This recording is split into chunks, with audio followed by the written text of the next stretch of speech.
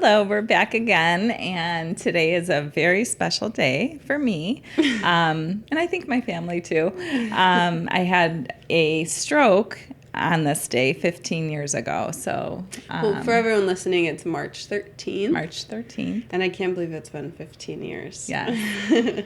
Because I was 9 or 10. I was in third grade when you had the stroke. Wow. Which is That's crazy to looking think about. Yeah. Yeah. I feel like it's kind of in a lot of ways still very present because we probably talk about it when it comes up every year. It's kind of like a birthday. I always say it's my second birthday. And Yeah. We call it her rebirth day. I remember one year, a few years ago. My favorite. we bought a little vegan cake and a bunch of like birthday plates and napkins, and the plate said happy birthday, and we just added the word RE in front of us. So happy rebirth day. Yeah. They had the front door all decorated. They had pictures of me all over boards. Because she always says her actual birthday is February 19th, so it was a couple weeks ago. But you always say this one's more important. You don't care what you do this one, as long as this one's something. But I feel like that is so true, because we're going to get into the topic of like second chances and appreciating life, and like even the spirit world, the things that they come through with after they pass that they feel like they've regretted or they wish they could have said, and the idea of like near-death experiences and second chances. So, and I think it's kind of hard when you have like a near death like that, like to come back in your former life and you're different. I'm so different. I always say like I used to say I feel like I don't want to say cheated the system. I don't know how I was trying to word it, but it's kind of like my eyes were open like for doing nothing. I just had a stroke. Well, that's a pretty big. I know, but I mean, it was a very it worked. It was all very like the best I could have. I got to the hospital in time. I got the medicine right away. So it was all. It went very well. I had symptoms, of course, for a year just in my head, and still time to time get it. That's where my weak spot is. But overall, it opened my eyes. I remember being in the hospital, and my brother brought the book The Secret in, and I had like a cold rag on my head. Like I was in a lot of pain, and he was trying to get you to read. Yeah. No, he was reading to me. Oh, okay. But the doctor, they said any amount of blood on the brain is excruciating. So, but looking back I would always look back. I'm like, I didn't even care. Like, I remember having the rag on my head and stuff, but I was just I had so much life inside of me. Like, it was just crazy. Yeah. And so I don't know if I've ever asked you this, but do you remember anything at all from did you ever go unconscious? Like, was there ever aspect where you remember anything like that? Yeah, I remember going in to get a CAT scan, and I remember going into the elevator, but then I was out of it. So yeah, I when I had the stroke, I was in and out of consciousness in a way, because I was still standing. I was still fully aware. It was so crazy, but I remember seeing like black, and I would close my eye. I really had to close my eyes and squeeze my head, like when it first happened, and so I was in and out of it. Yeah. And then I was on like a morphine drip again, because they said the pain was so excruciating, but I was having dreams, or my brother thought I was high from the morphine, but I was like, no, this is real, come in my, like, I remember just always. And then also I don't know if I've shared this, but when people would come and see me, I feel like I was psychic right away, and I didn't know it at the time, obviously, but I was feeling their feelings so strong, and they were all so scared. And I remember saying, like, I felt they were keeping something from me. I felt like they weren't telling me, like, what did the doctor really say? Like, because they felt like I was dying. And I'm like, I'm so alive in here. But I know, again, looking back, I had a throw-up bottle. I had the morphine drip. So I was sick to look at. And I feel like that's what you hear, like, in my mind just goes to, like, even someone who's, like, in a coma and someone who's gotten out of a coma, and all they say is, like, I'm alive in here. Like, I've been, like, I heard everything. Like, I'm still here. It's just my body that's not able to respond the way that it normally would. I never thought of it like that, but that's exactly it. Like, inside, I felt so good, but I did not look good, or I didn't feel good on the outside. Obviously, I had to go through physical things, but and I feel like my connection to God. That's what I feel like I know I was in spirit world. I know it, and that is, you hear people saying, like, I just heard a story, 2 stories. One, you heard it too, a fellow medium said how Archangel Michael came and hugged her, and she felt every feather, and she said she never felt the love, even, she's a mother, even the love of a child and whatever, didn't compare to this feeling. And I have a friend who had a dream about Jesus and hugged her. Same thing. She says the same. She's like, Carol, and she was just reminding me of it. And I think the same exact thing. I went to spirit. That's why I feel like I cheated. I don't mean cheated, but I, like, got these downloads or all this knowing. I like reconnected to myself, I think, to God. And I was just going to say, I feel like that's what you hear a lot of when you hear these near-death experiences that people have. The only word everyone says is it's undescribable, like the love. The unconditional love. I feel like you hear that in, like, every single near-death experience story, is that the spirit world, consciousness, source, wherever we go when we cross over, it's this feeling of ultimate unconditional love and connection. Which even brings me back to the whole topic of how we're all connected and this level of oneness. So, of course, when we cross over, we're going to feel that level of connection and love. And that is what I was saying is what's hard, coming back to your former life, because you want that with everybody and everything. But it's like almost like your life is already set up a certain way. So now I'm going to be like, oh, I love you. I mean, I could have, but I didn't. So I internalized it for many years, and I'm still working through my human part of it. But like nature, like we talk, I could stare at a tree for real forever. Like it's one tree, every single tree is fascinating, and the clouds, all of those things. But it's still, I'm still in the process of trying to integrate, still 15 years later, and into my life, because that is what I believe too. Like when they say heaven on earth and, all of those things, that's what it is when you're more whole, when you're more of yourself. And even so, like, in my head, I'm like, well, of course you're still trying to integrate and work through everything, because in my mind, like, if there was no work left to do on this life, we wouldn't need to be here. And so this is just the journey. Like, this journey is supposed to take you 15 plus years or whatever, but this is the journey you're supposed to be on. And it's not that the point isn't to get to the end. Like, you hear that all the time. The point isn't to heal, to fix yourself, and to get to the end where you're whole. Everybody always says, like, the point is within the journey, the lessons, the highs, the lows, like, everything you learn in there, like, that's what life is. And it's so important, I feel like, to keep that in mind, especially if you're somebody that's on your healing journey, because it can be so easy to get caught in, like, when am I going to be healed? When am I going to be fixed? When am I going to feel good? Because I feel like that's a mindset people can get stuck in, is doing this just to feel good. And I feel like I've learned a long time ago, like, the point of life isn't to feel good all the time. I put so much emphasis and honor on emotions and every single emotion.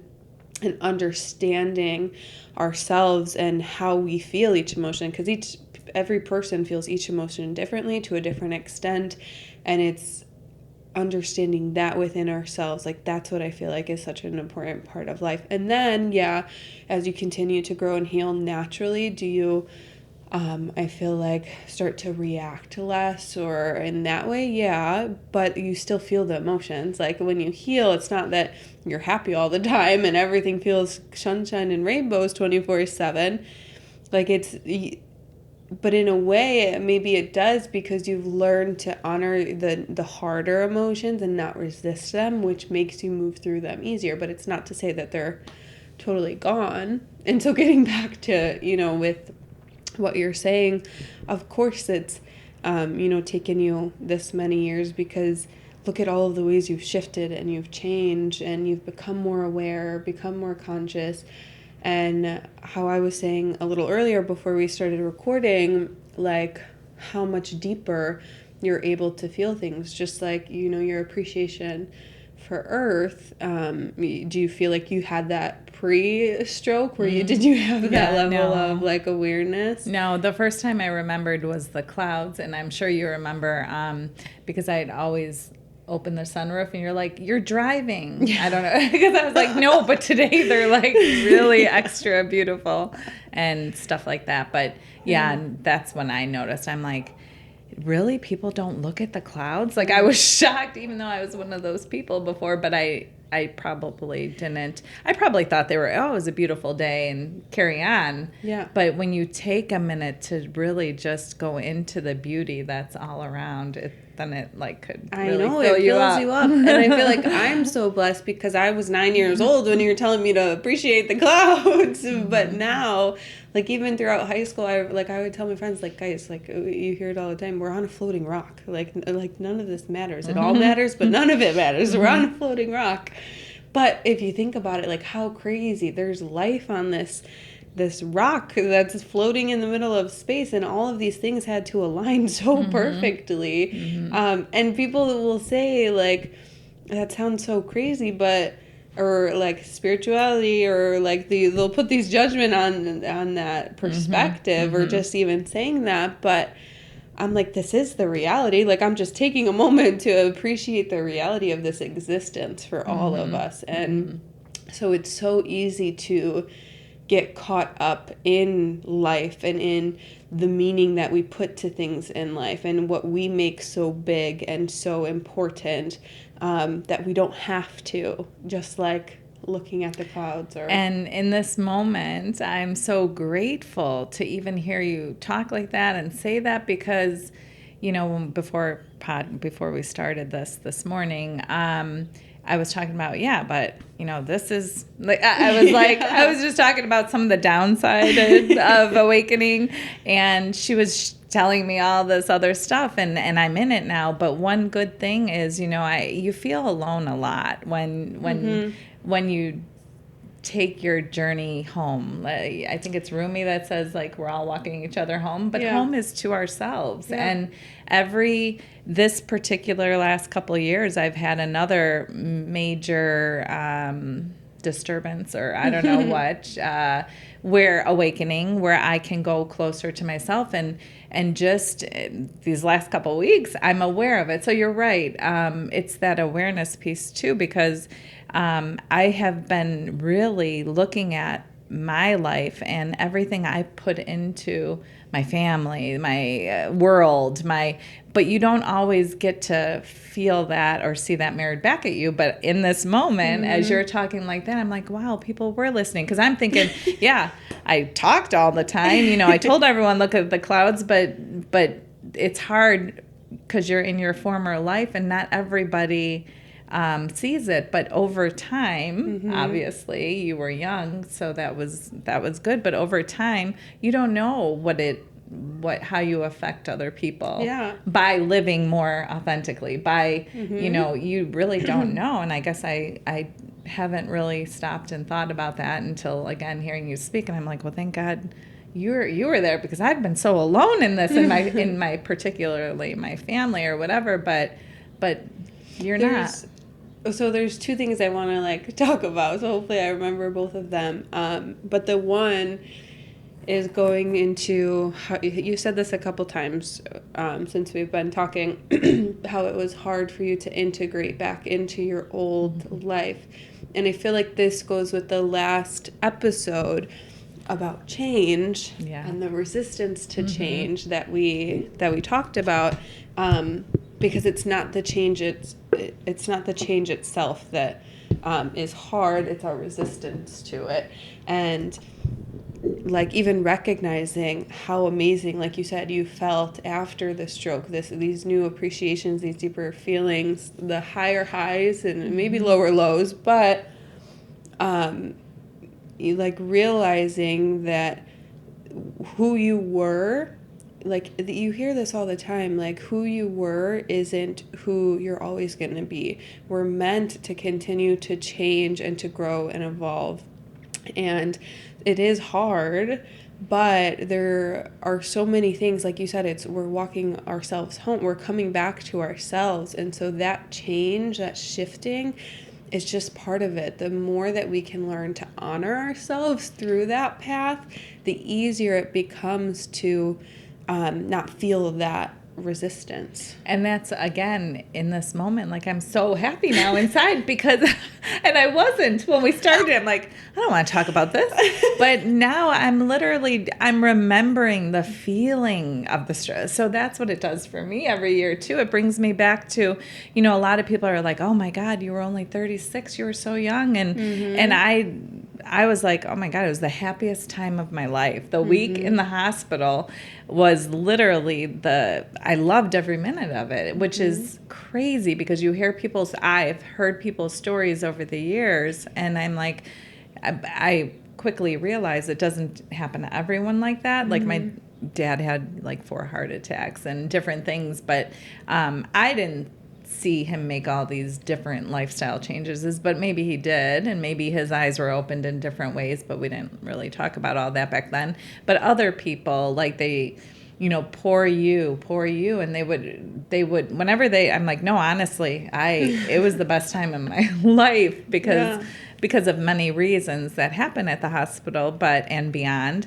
But mainly I attribute it to, I was in the spirit world, but I get the feeling, like I said, it's bringing me back to, you're right. Everything, that's why I'm so appreciative, because everything, I take maybe for granted how much I could stare at a tree or whatever. And you kept saying like, well, pre-stroke, like, did you do that? And I was like, I can't remember looking at trees and stuff. And I'm like, but how can I tell them it's helping my life now? But it is. And that's where I feel like unconsciousness versus like consciousness comes in, because we're all throughout life that we're going to have moments, years, areas of our lives where we're unconscious. We're just meant to be sometimes, and that's okay. But when you step into this journey of consciousness and self-awareness, really just like almost being present, because that's what I was going to say, is that this level of unconsciousness to me is just kind of being stuck in like your own stuff, your own fears, your own worries, your own projections on, this life, what you're making things mean, what problems you're focusing on that you're putting at the top of your list instead of, other things that could be filling your soul, whatever it is. What I was saying is, when you step into this journey, the lows can be lower, but the highs can be higher, to where you really are able to step into that like appreciation for every little thing.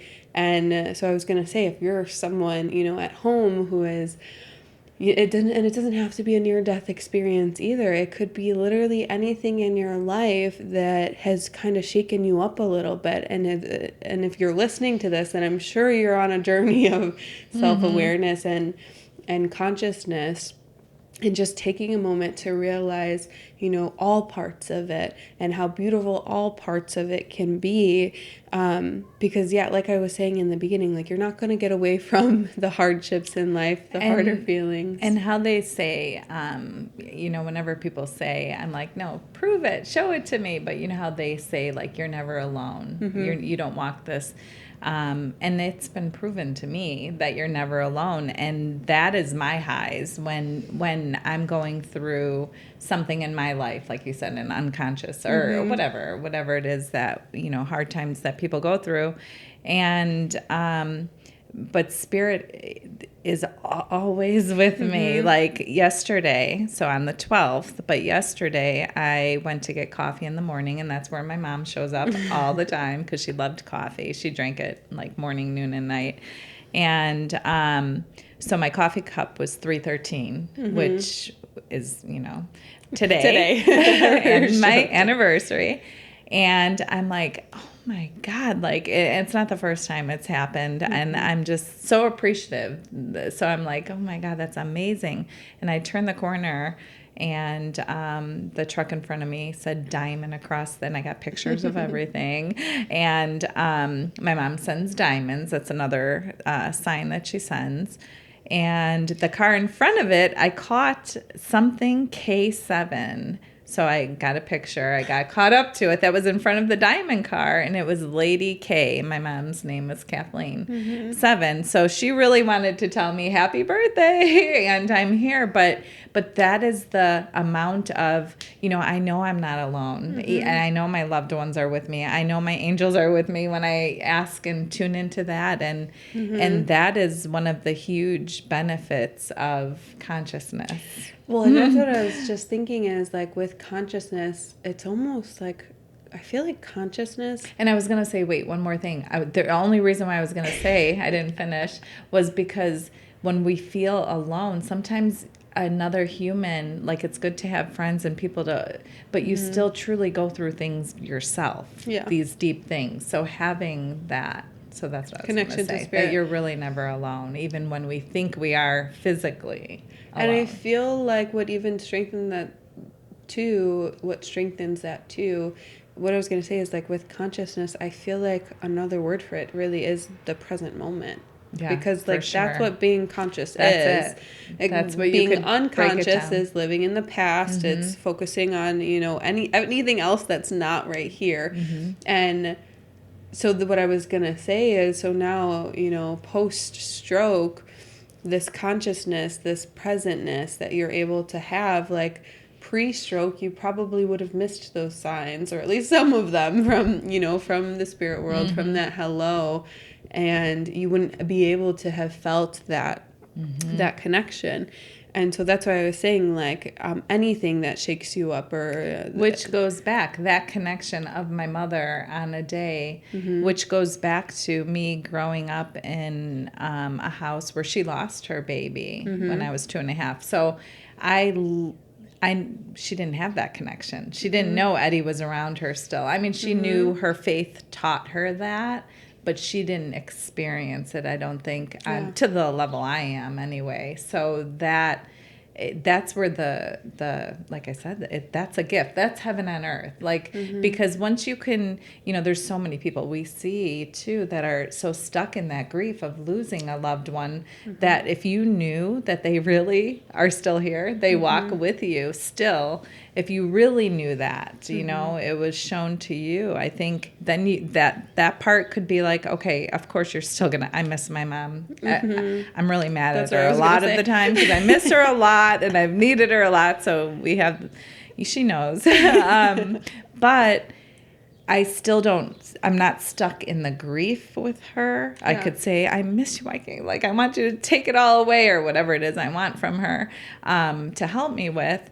But I could focus on what I need to focus on because I'm not stuck in that. So that's available to all of us. And I was just thinking how you were saying grandma, didn't get to experience, that. And I was just thinking, like, she's probably being healed. Like, that's generational, like, healing. Like, she's healing through you being able to experience this connection. Because, like we talked about in the very beginning of this, like, she's with Source. She's in that ultimate unconditional love and connection. And so when she's able to connect to you through that through her signs, like, it's healing those parts of her soul that weren't able to receive that from her child or her loved ones while she's still here. But now that she's on the other side, she doesn't need that because she's filled with it. And that's why she's able to give it or show up to you that way, to not only heal you but to also heal that part of her, which is so beautiful. And it also helps comes other from people, because it's being healed within me, generational, which helps the people we talk to, and it's just a beautiful web. It's So let's talk a little bit about mediumship with what comes up in readings when a loved one passes away, because I feel like there are a lot of things that our loved ones come through with, certain messages that they feel like they have to come through with kind of for their soul, to kind of get it off their chest, or to continue to heal even with them being on the other side, because that's come through in and of itself. Like I'll have a loved one, something that Spirit shows me to show me healing is, say I'm connecting to a father on the other side, and he also has a brother on the other side that had a bad relationship. He'll pull the brother in, or the other loved one in, and wrap his arm around him. And to me, whenever someone wraps their arm around another loved one in the spirit world, it always signifies that their two souls have been able to heal and grow relative to their relationship with each other while they were still here, like that they weren't able to do while they were still here. And so Spirit can come through with these messages. And I think that shows so much. It shows, because I've had that too. A lot of clients would say, oh, they didn't like each other or whatever. I'm like, oh, well, that's why they're coming through. But not just to show their family member that, but to show you can do that here too while you're still living. You don't have to wait. If they think, oh, he resolved that and he was stubborn and he was this, they start looking in their own life at areas where they feel, they could be more open and healing. That's what I feel like is the whole point of this, like, conversation with near-death experiences and second chances, is to take a moment to be present and to be aware and to just kind of see, like, where in our lives can we step a little deeper into appreciation and presentness and forgiveness and just love with the people around us. And it, like, you can always ask yourself, like, if today was your second chance, what would you do differently? And then just let yourself do it. And that's how like, that's what you're supposed to do, or that's what you're being pulled. Like, that is, I love asking myself questions, because it makes me think and it makes me answer authentically. And usually the one answering is my soul, my authentic, higher self. And so anyways, that's why I feel like I wanted to talk about this today, because our loved ones come through, and sometimes they have regrets, and not regrets that they hold on to, that they feel stuck in, that they feel like they'll never, work forward from, but because being on the other side, they're able to do that work a lot easier. But they still can come through with certain messages that maybe their loved one is needing to hear from them. And by doing that, they are healing. So they're that's healing what's themselves so and their loved That's what's so one. beautiful about it. And I know you've had these experiences too. I've had them where, your father's here, and they're like, oh, no, I don't want to talk to him. And we have to honor them. And we say, okay, we're not, forcing it or anything. If they want to ask us questions or share anything. And I've had people say, I'm sorry, I just, and it's tough, but typically it's to say something like, the message gets stopped, so we don't know, but usually it's something. So if you are someone at home who has had a harder relationship with somebody that's on the other side, it is a really big thing, because even our clients who are open to hearing those messages, and they'll say like, yeah, I did not have a good relationship with them, but they give them the opportunity. Like, our loved ones grow and heal like times 100 when they cross over. So they really are able to come through with certain things that your soul might be needing to hear from them to help both of you guys heal. Things that have come through in my sessions are like a loved one taking accountability either for not showing up or not being present for their loved one that's still here, or for not telling them they love them enough. Like, there's so many little things that your loved one on the other side is able to take accountability for, and we'll use the word regret, but it's not like, when you think of regret here, we think of someone who's stuck, like they can't move past it. I feel like it's different in the spirit world, because they recognize everything else that comes with it. They recognize it was the experience they needed, and it was the experience their loved one needed for their soul's journey. But that doesn't mean they can't come through with that message now to promote this healing or this shift now for their loved one who's still living this life, to move forward with love or healing in whatever way. But it is really interesting to think about. And so that's really where, like I said, why I wanted to talk about this today. I feel like it really just shifts your focus. Like, sometimes we need to have conversations like this. As much as we love to talk about the self-awareness aspect of, healing your stuff and being real with your stuff and whatever, there's a time, like I said, there's a time and a place to feel the hard stuff, but there's also a time and a place to put your focus on the beauty that comes with this work. And so if you have been feeling like you're stuck in the pain of this healing journey, or you're feeling things too deeply that are harder for you right now, that's okay. Meet yourself where you're at, but also see like there's so much more. Like, both it can exist at the same time, and that's what's so important to remember, is this polarity of there's still so much beauty out there, and it's okay that you're not able to see it or to feel it right now, but it doesn't mean it's gone. It doesn't mean it's not there. Like, you're gonna feel it again. I love saying, the space that you're in now is not a space that you're going to be in forever. And so just remembering that through these harder times, or the harder parts of this healing journey, is really what's, I feel like, going to get you through and bring your focus back to that polarity, that balance of being able to appreciate these little things, or recognizing when you've had a second chance. I almost feel like this healing journey, and stop me whenever you want, I feel like I'm rambling, but I feel like this healing journey, I'm just really in deep thought. I'm like, chance. Yeah.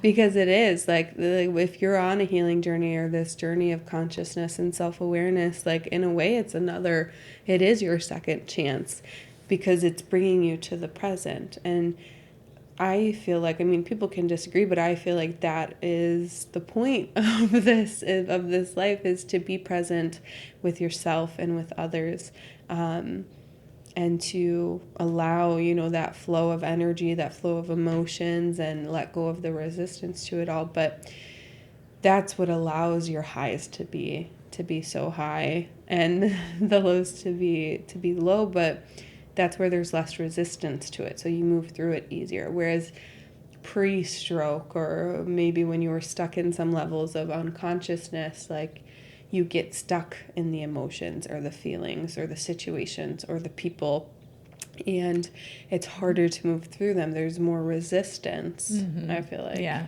that makes a lot of sense.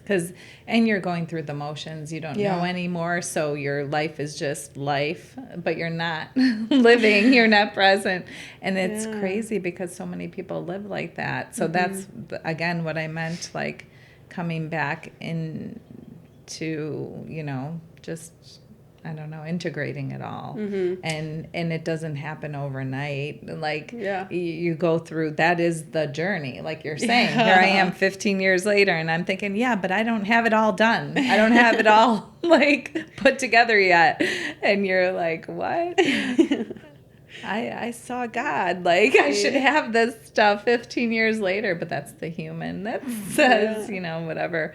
But I'm super also happy today. Like, you don't have to get to, that Yeah. feeling of God or unconditional, Yeah. because when you pass over, that's where you're going to be. It's not, that feeling is inevitable again. So what can you do now to just take care of your soul now, to live your purpose or what you feel, even if it's just living for the day. That's another thing I think people get caught up on, their purpose, and they search for it or look for it, or they just want it. They want to have it already wrapped and be like, okay, that's my purpose. And I was one of those people that I remember. That's why it's interesting how those things that stick out in your life. And I was talking to my sister, I'll never forget, and it was maybe a year before my stroke. I even had the talk with my mom about it, but in my sister's purpose, she's a teacher for autism children and special ed teacher. And she would, she loves every aspect of it, and just how fulfilling and all this stuff. And I'm like, she's 10 years younger than me. And I'm like, oh my God, I'm in my 30s, and I don't even have a purpose. Like, I cut hair, but I always cut hair since sixth grade. So it just feels more natural to me. I didn't, my family was my number one.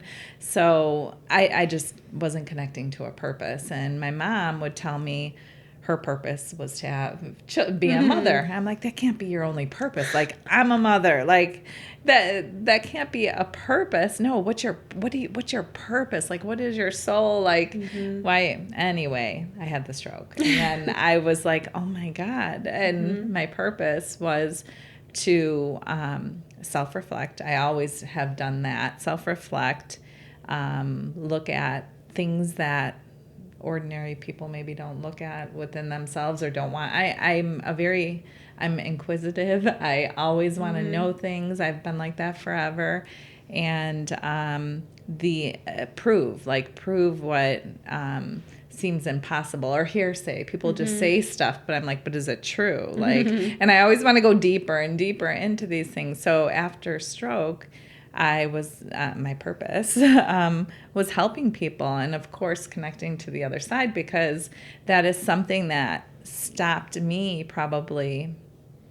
I don't know if I should say stopped, but I stayed in a lot of grief, not even knowing. So energy wise, now that we know, like, just if that's my core thing, sadness and grief, you're around you could have moments of obviously happiness and different things, but you might feel so comfortable there that you end up attracting or being in energy that keeps you kind of stuck like that. So I don't know if that makes sense, but I wanted to go back to when you were talking about purpose, because I was just sitting here like thinking too, listening and thinking, what is your purpose? And I was just thinking, like, I almost feel like your purpose isn't something that you do. I feel like it's more a way of being, because it's like, that's what you find is, like, in someone's purpose, if you really listen to them, it's what's fulfilling to them. So to me, that's just like them honoring themselves and what lights them up and what feels good to them, and whether it's helping people. That's why there's more than one purpose. Yeah, I agree. But before, like Wayne Dyer would always say, talk about labels. He hated labeling because once you label, you negate. Like,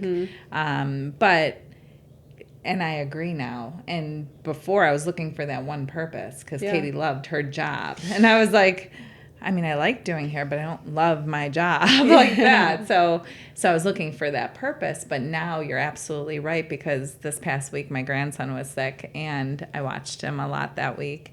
And it brought me back to my children. And I'm like, oh my God, my purpose is literally being a mother. That's my purpose. And I'm like, I sound like my mother now. And that can't be your purpose, Carol. You have to do other stuff. But going back to what you're saying, it literally is the present moment. And well, and I don't even think it's like your purpose isn't being a mother. It's your purpose is the way that you provide this level of like connection and support for everybody around you, especially children, because you have a soft spot for them and everything, but you do that for everybody in your life. Like, it's not just... Are you crying? Your eyes are watering. I'm like, wait a second. Stop the tape. It looks like she's crying. Well, now you're making me cry. I don't even know what I was saying. No, maybe it was, that's why I'm like, is that... I'm crying for you. These are supposed to be your tears. Why? I don't know. I'm taking on your shit. I don't understand. You're not cutting this out. Wait, I don't understand. Well, I didn't say dry anything. Out my eyes. But anyways, I'm just saying I agree. I think purpose is showing up who you are. Honoring yourself. That's it. And you could take it to the that's what salon. mean. You could take it to the baby. You could take it to your client. You know, it's, I agree. But I didn't, like I said back then. So for anyone who is, feeling unfulfilled and they just want to know what their purpose is, it's honoring yourself, loving yourself, and coming back. And getting rid of that label. That's why I was like, it's not just being a mother. It's what's underneath that is what you're able to provide, which is that level of connection and support and love. And like you said, you can do that while you're giving hair. If you can honor yourself in that space to do it, you can do it while you're giving a reading. You can do it babysitting, whatever it is. Like, it's finding the ways to honor who you are at your core. That is your purpose. Yes. So don't get stuck in trying to find a label, because then you feel like if you don't do that thing, then you're not going to be happy. You're not going to be as fulfilled, when really you can honor yourself and what fulfills you in every aspect of your life if you're being true and authentic to it's yourself. Okay to get stuck in the label, because I did, and that's why we could talk about it and share. Right, that's why you're here. So now. it's all. So that's what, like when we say these things, of course, like you're gonna meet yourself where you're at. You're gonna need to be where you are. But when you can remember these things, like, again, going back to, you're always hearing what you're supposed to be hearing when you're hearing it. So if you're hearing this, you're probably in a space where, you're ready to hear it and really fully step into honoring yourself and not getting stuck in the labels, but being able to share who you are in every aspect of your life. So, just something to take with you guys after the end of this episode is really asking yourself, if you had a second chance, what would you do differently? How would you live your life differently? Because you have the opportunity today to do it. And how beautiful is that you're able to hear this and think about this and ask yourself that question, and that you don't have to wait till you're, on the other side, or you don't have to wait till you have, a major life change or near-death experience. And have a look at the trees and the clouds today. Definitely do that, and honor try yourself. to be more present, just for like an hour, a day, whenever you can bring that thought to yourself. How can I be more present? And okay, thank you.